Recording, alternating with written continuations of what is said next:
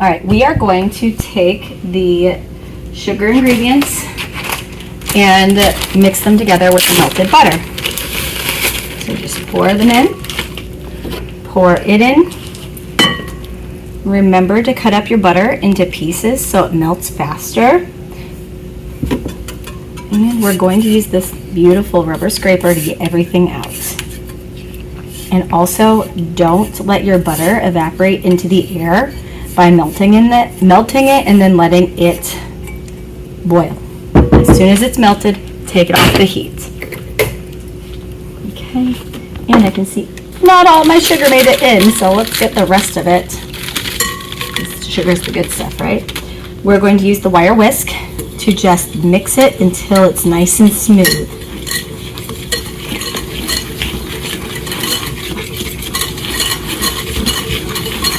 Next, we are going to add the egg and the yolk. I like to crack my egg into a separate bowl because then if it has shells, I can fish them out. We already know this. Also, if you own chickens at home, if you crack your egg into a separate bowl, if there's something wrong with the egg, you aren't contaminating everything and having to start completely over. I will tell you that happened to me one day from experience. I cracked 9 eggs into a bowl and the 9th one was gross. So I had to throw all 9 eggs away and start over. Here's our egg separator. We have not used it yet. We are going to place it on the bowl so that we can crack the egg into it and just collect the yolk from it. If you want to get closer, you can see that it's trying to come out.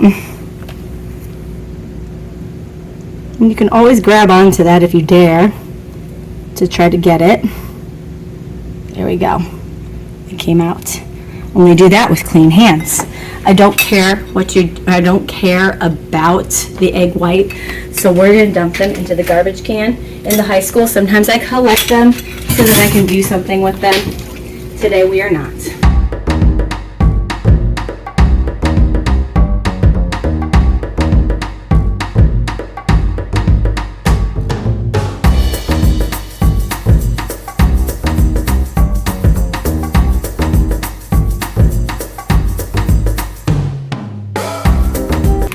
We're going to mix it until it's combined.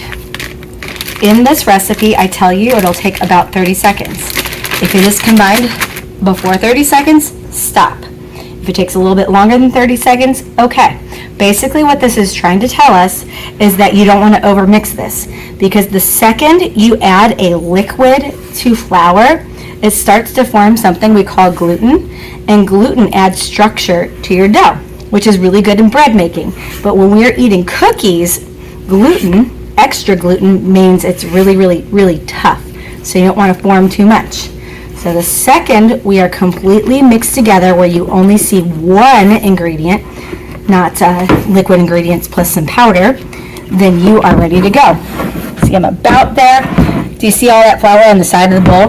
I'm going to continue going, scraping the side of my bowl until all that flour comes out, and then I'll mix it in. Very good. That probably took a little less than 30 seconds actually. Now my next direction is to add the chocolate chips. Dump her in. And if you were here in person, I would ask you if I should mix this for a really long time, but you're not. So I'm going to tell you the answer. No, just get it combined just enough, and then we are done. So our next step is going to be to add our dough to this pan.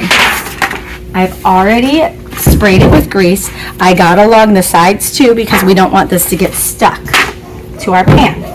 And yes, we are using disposable pans. I am scraping it as much as I possibly can, get all of it into this pan.